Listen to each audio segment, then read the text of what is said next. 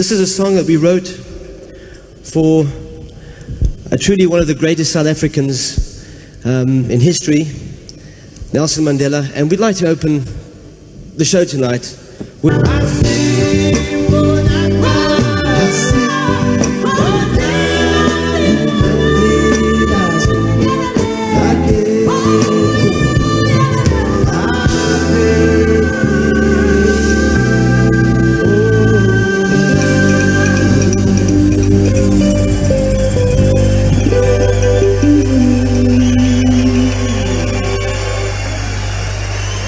Thank you. God bless you. Thank you.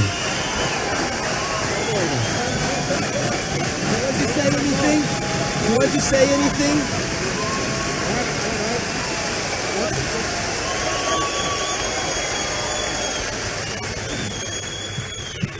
Well, it is music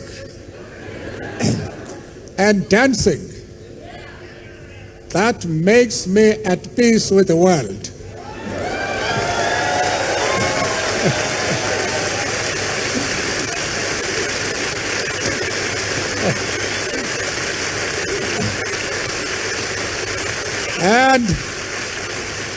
and at peace with myself. But I don't see much movement at the back there, you know? I would like us to join. Let's just repeat. Let's just repeat it. Okay. Let's just repeat it. Let's all join.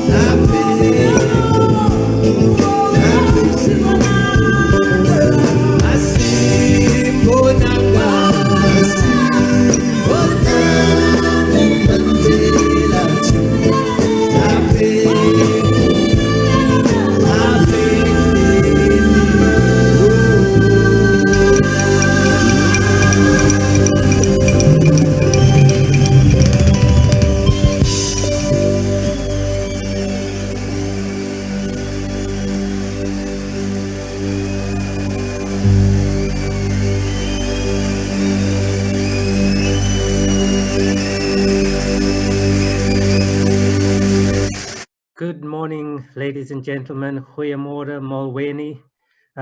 Welcome to the 7th day of the Madibaland World Literary Festival. We've got quite a few poets lined up for this session. I hope that all the poets are here. I haven't checked, but our poets are Chris Abani, Kobus Moolman, Adiela Akoo, Vernon Head. I know that those four should be here, and Emma Neale was here and she said she had to run and she'll be back in 5 to 10 minutes. So could I hopefully see all of you to put me out of my suffering and just to let me know that you are here. I can see Adiela. I can see Kobus Moolman's name. Kobus, good to see you. I can see Emma Neale's name there. And, oh, let me just see. Okay, that's that. And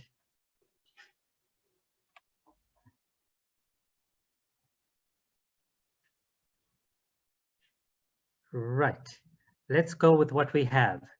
Kobus, if you can unblock your mic, all three of you, Adiela, Emma, and Kobus. And if we have time, we'll look at who's on the but the attendees cannot speak because I see quite a few poets on the attendee list, but not to worry. Welcome to the three of you. Kobus Moolman is a well-known writer from South Africa, predominantly known as a poet, but also short stories. Adiela Akoo is an up-and-coming poet from Pietermaritzburg, and Emma Neale is a poet from New Zealand. And Emma spoke, I think about 2 days ago, on her novel Billy Bird, and Kobus will speak, I think, tomorrow on his new book. So welcome to the three of you thus far, and hopefully others will join us who were supposed to be on the program.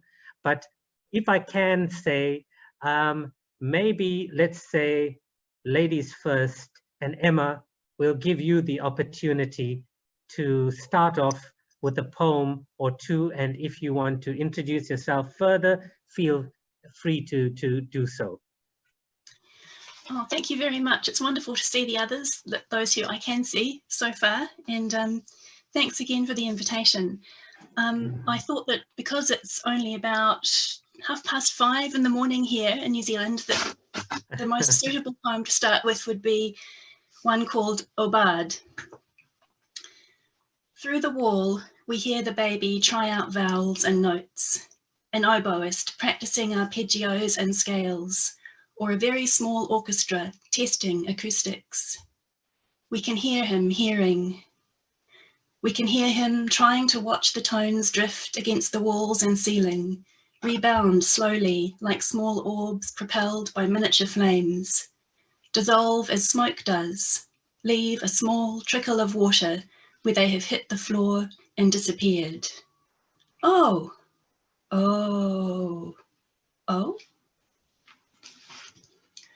So that was from my one of my collections called Spark, and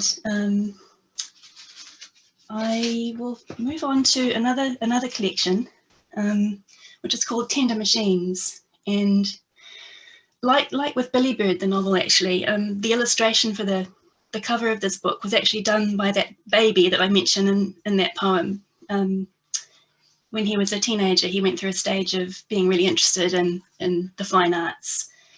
And this next poem is actually also about life with small children. It's based on my second son, and I guess the fact that I've chosen those two poems to start with probably shows that I do tend to draw from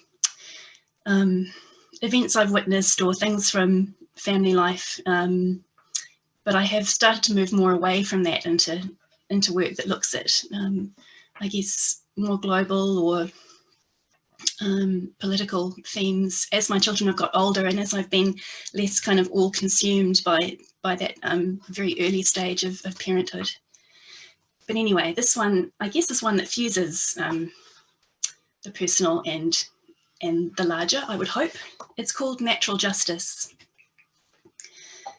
This small boy with buttery curls, soft as bantam feathers, cheeks and limbs that make old folk want to hold a festival of pinch and squeeze. He's got an arsenal. He has alien blam blam space guns. He says, if there are wild animals starved outside, he will stab them with his stabbers. And if there are baddies, he will slice them with his slicers. How will you know they're baddies? He's shocked. Because they've got guns to shoot us. But if you've got space guns and slicers, won't they think you're a baddie too? Well, baddies want to steal our things. They want to dead us and take our stuff. What if the baddies are just scared, hungry, don't have a home, they're cold and lonely, only about to shoot because we seem angry and as if we might fire first? Well then, they might not be baddies, just dumb goodies, but they still shouldn't shoot us, so blam, blam, blam. Wait, let's go back over this. They've got guns, but you do too. If they see your guns first, no. He drops the Nerf blaster, refuses water, stories, turns his back, finds his cuddle cloth, at its soft, sweet body musk, bows his head like a man just read his rights to silence.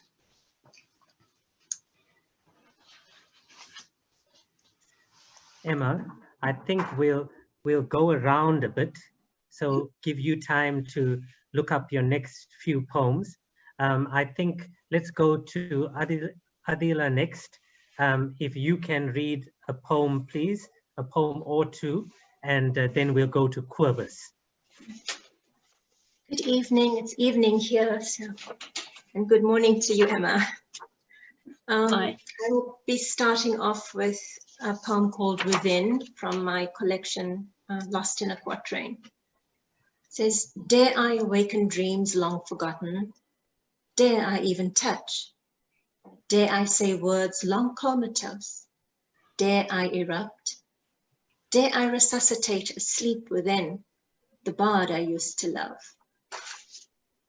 And this one, I think everybody would relate to. It's called Empty Chairs with COVID. I'm sitting at the table across empty chairs, thinking of the ones who once sat here. Laughter echoes through the air, conversations, connections, then slowly disappear. And I'm left sitting at the table, staring at empty chairs, missing the ones who once sat there. Thank you so much, Adiela. Kobus, are you there, my friend? Darryl, I am here, but the video seems to be off. Next to mute, can you see a video button that says stop video? Maybe there's a red. Yeah, there we go. There you go. You look like you're in a torture chamber with the globe above your head. You know, in those movies they show how they torture people. But anyway, carry on, Kobus. Thanks, Darryl. And unfortunately, the light is probably gleaming off the top of my bald head, but let that be as it is. Anyway, Yeah. Darryl, thanks very much. It's really great to be here. Thank you. I'll just start off. I'll just read two poems from the new collection, and we'll see where we go from there. Okay, so this poem is called Blue Door.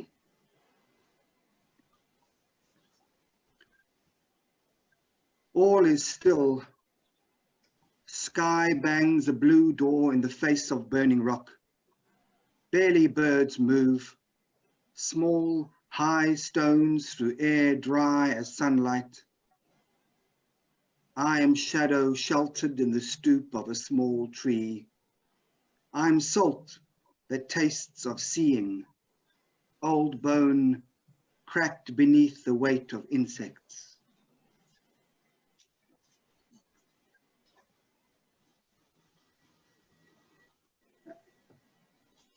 And Emma read a poem. Emma, thank you very much for your poem, Obeyed. So I wasn't going to read this poem, but seeing as you have charted the territory before us, I shall follow. Obeyed. The sky is burned ahead of them. All the trees have fallen flat.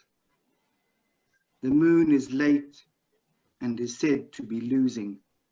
Wind is predicted for the streetlights.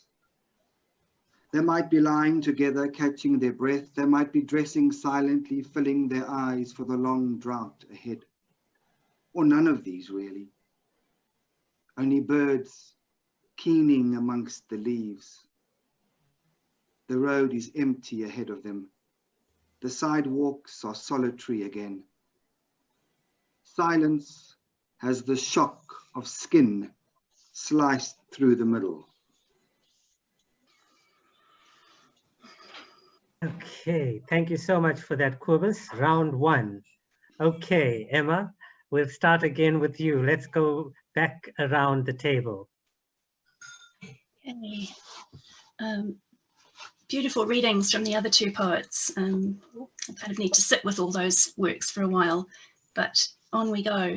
I'll read one that's actually a kind of prose poem, and it's from Tender Machines, and just one piece of social context that might help listeners is that I wrote it in 2014, which wasn't long after the National Party was elected in New Zealand, achieving, I think, the highest majority that they had under mixed member parliament, which is our system of voting,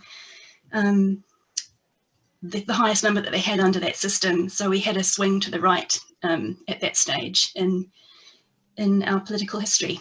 And that should help you with just 1 or 2 lines in the poem. It's called Stoic.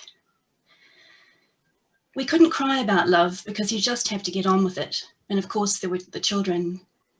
We couldn't cry about desire unrequited because it's all a lot of water turned away from under the bridge. It might as well not be there. And of course there were the children. We couldn't cry about a lot of things, the cancer and the soldiers and the repressive laws and the children, because of the supermarket, the surgeon, the car, the work, the appointments, the decimation of natural habitats, the finances and the decisions, the extracurricular activities for everyone, the aspirations, the deadlines and the dishes, which sounds silly, but you know how it is. You have to get on with it.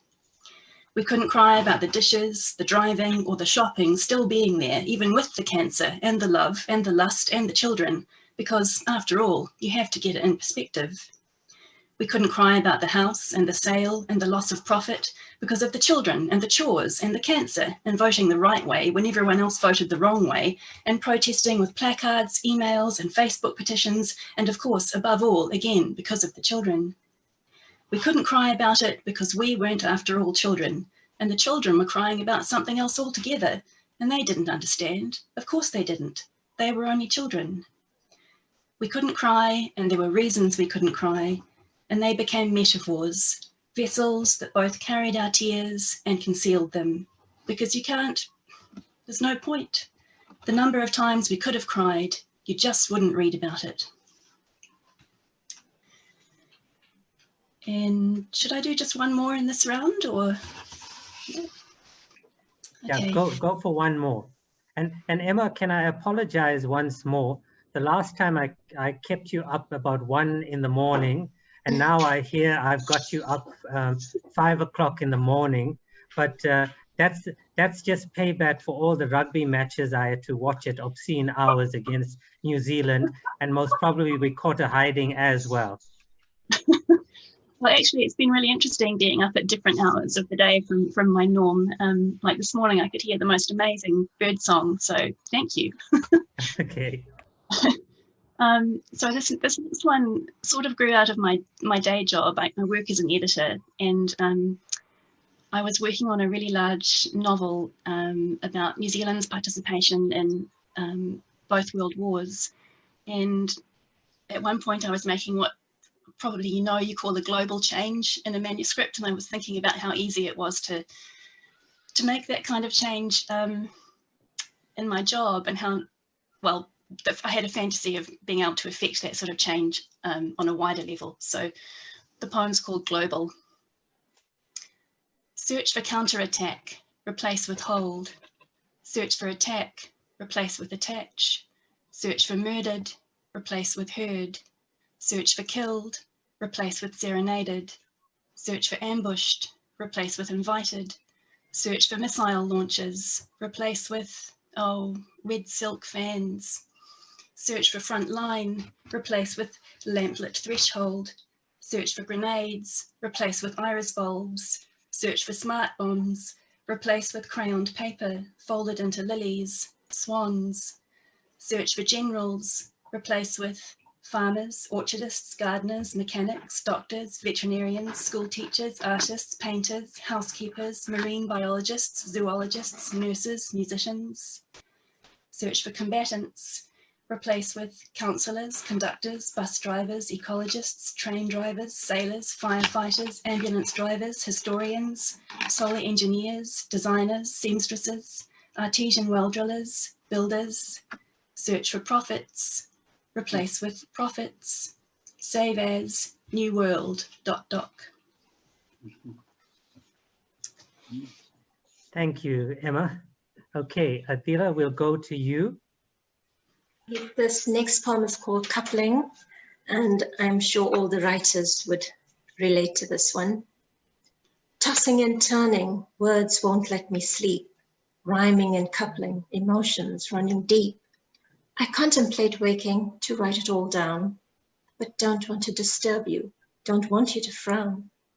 I try very hard to remember each word over and over, silently, unheard. I plan by the morning to record it afresh, but duty takes precedence, so it remains just a wish. When I finally find time to ink it all in, my mind has already recycled the thing. So I stare at the paper, trying hard to recall that great wonder that would have impressed you all. But the words refuse to come like they did in my bed.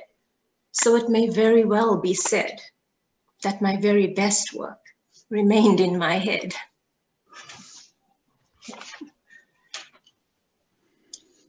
Are you going to read another one, Adiela, or are you holding it back for the next? Okay. The next one is called Wrapped Up. What is this life that wraps us up in tests, that has us fleeing the demons of yesterday, only to find them further down the path, waiting to trip us up again? And I look at you so wrapped up in old wounds that your demons dance dizzily around you, so cocooned in the pains of your past that you're afraid to let go, afraid to heal. For healing means removing that crutch onto which you cling far too much. And you fear that healing may snatch away memories, those very same memories that sustain your suffering, keeping your wounds raw. And I'm tired, but you remain wrapped up. So you didn't notice that moment. I let go. Thank you, Adiela. Kobus, over to you. Before I read, I just want to thank Adiela and Emma for their poems this evening. And yeah. Okay, this poem is called The House.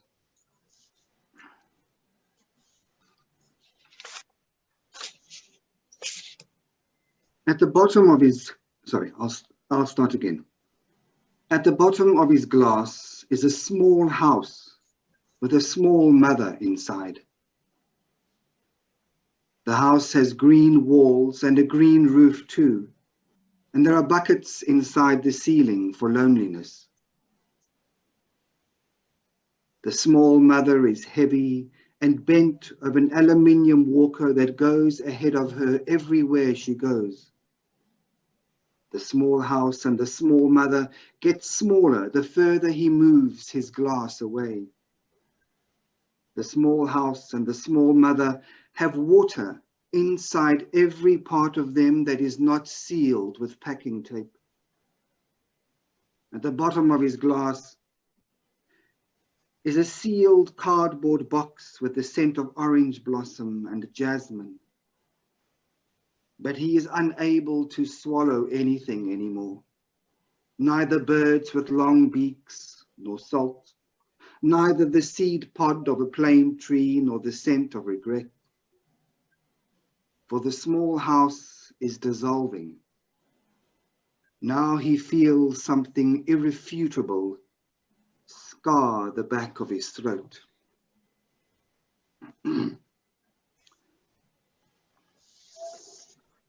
And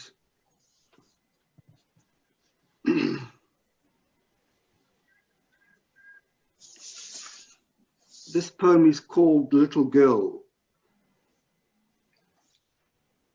It's a kind of a list poem, so it's built out of a series of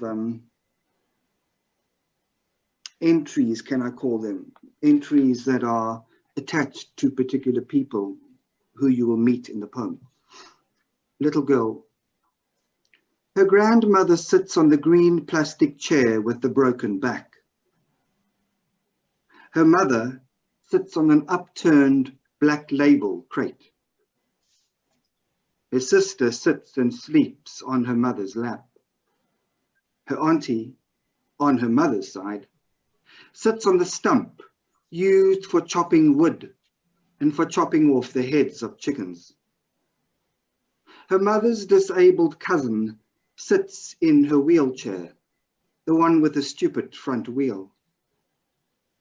Her father hasn't been seen for years, since he left to find work on the citrus farms near Clanwilliam.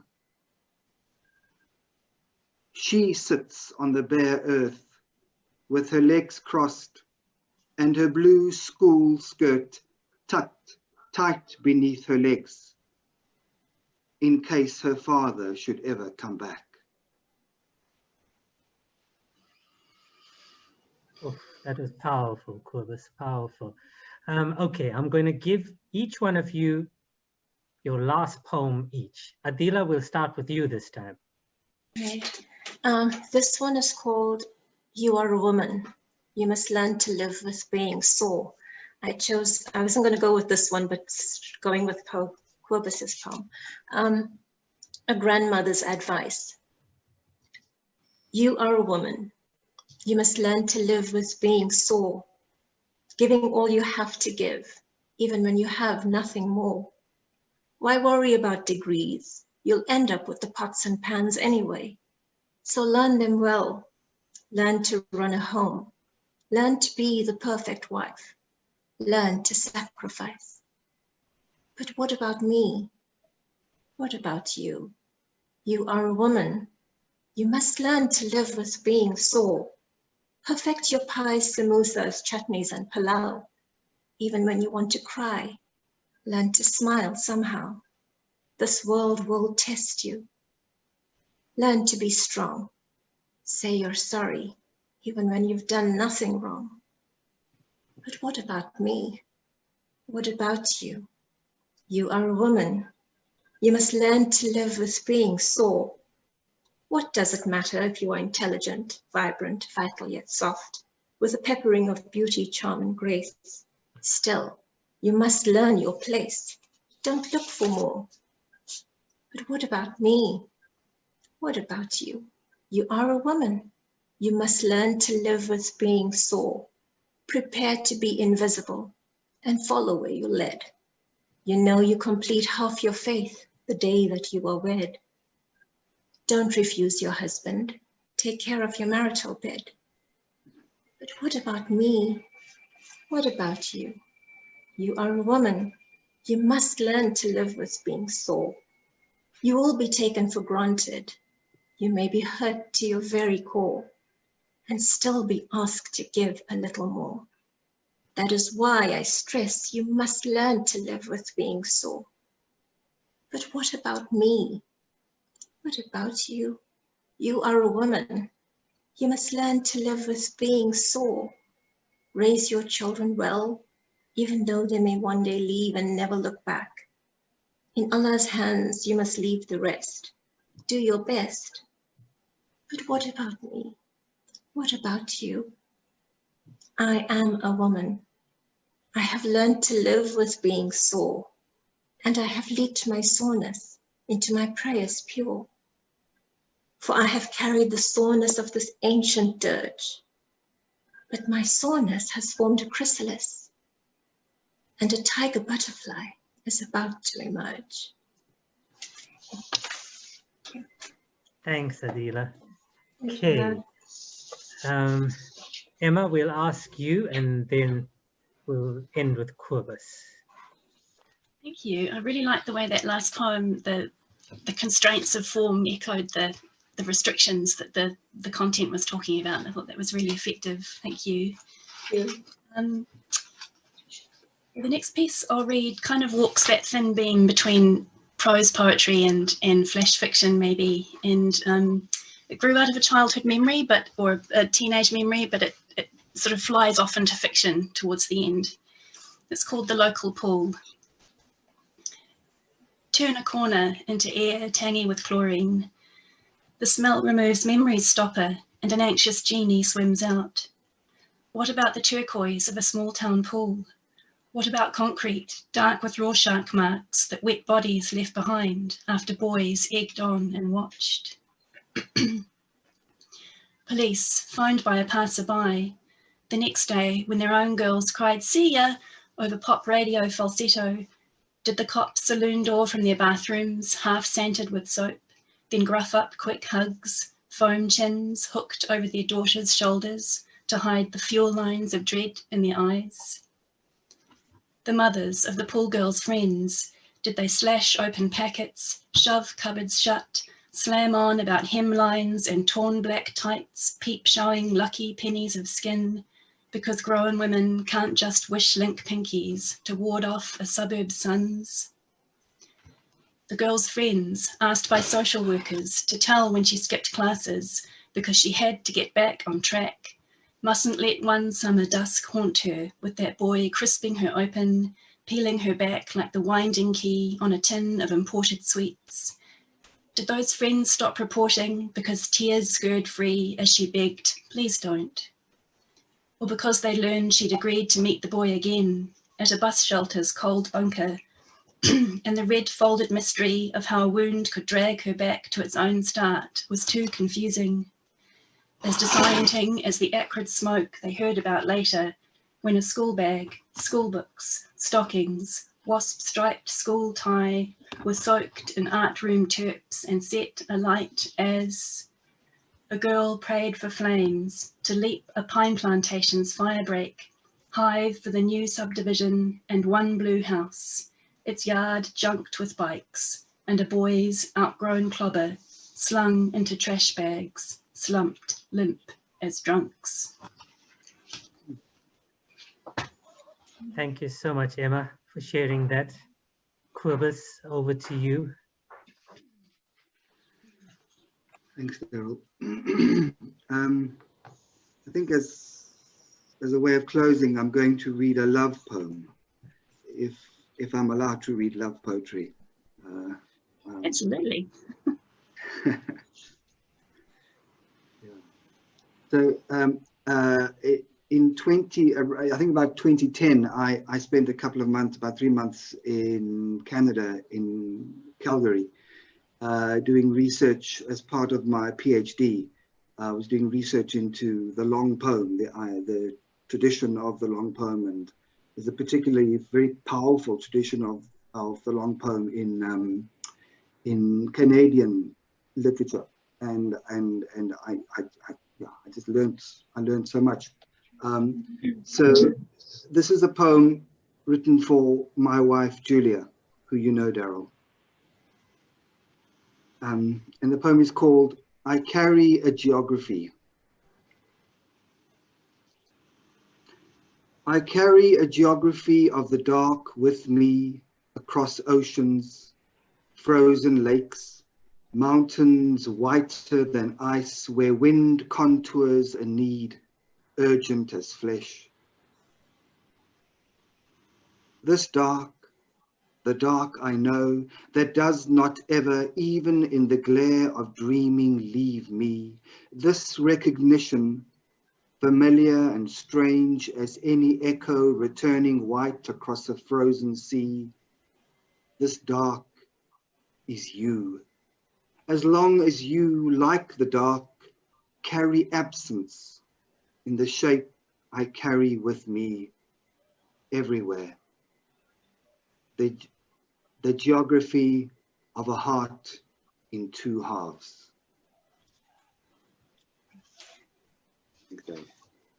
Okay, Kobus, thank you so much. Before I close, since two poets let us down, I'm going to read the poem that I launched this festival with. And it's a poem by Breyten Breitenbach, and I'll read the Afrikaans and then I'll read the English, and then I'll come back. Seisoen in die paradijs. Mag daar altyd 'n lig brand in julle huis, mag die paddas julle onthou, mag die appels aljaar soeter word en die druiwe preel groener. Mag julle vriende wyn saambring vir die kuier, mag die huis wat julle betrek deurtrek bly van die geur van sederhout en malvablare. Mag die walle van julle slote nie te gou inkalwe en instort nie, sodat die water nog helderder daarin kan vloei. Mag die sterre en die berg en die stilte oor julle en julle gesin bly waak, nou en môre se aand en elke van daardie dae se nag. And then the English version. May there always be a light in your house. May the frogs remember you. May your apples grow sweeter every year and your grape arbor greener. May your friends always bring over some wine. May the house you have built be redolent of the fragrance of cedar wood and geranium leaves. May the walls of your ditches not collapse and fall apart too quickly, so that the water can flow even more brightly in them. May the stars and the mountains and the silence stand guard over you and your family, now and tomorrow and every morning and evening and every day's night. And that was the poem that I included in the write-up in my invitation to all writers. And that was the dream for the festival. But I want to say to Kobus and to Emma and to Adiela, thank you for such beautiful poetry today. I always get worried when people let me down, but it worked out beautifully, and we got to hear poems that most probably we wouldn't have. And I wish you well. I wish you lots of creative journeys, and may the ink never dry in your pens. So thank you so much, Kobus. I shall see you hopefully sometime soon. Emma, hopefully sometime in South Africa, and Adiela, hopefully sometime in Richmond. You said you wanted to come. We'll see what happens whenever people can meet. So thank you to everyone. We'll have a short break, and then we'll come back for the last session. Thank you. Thank you so much, everyone. Take care. Okay, thank you, Emma. Thanks, then, Kobus. Bye. Bye.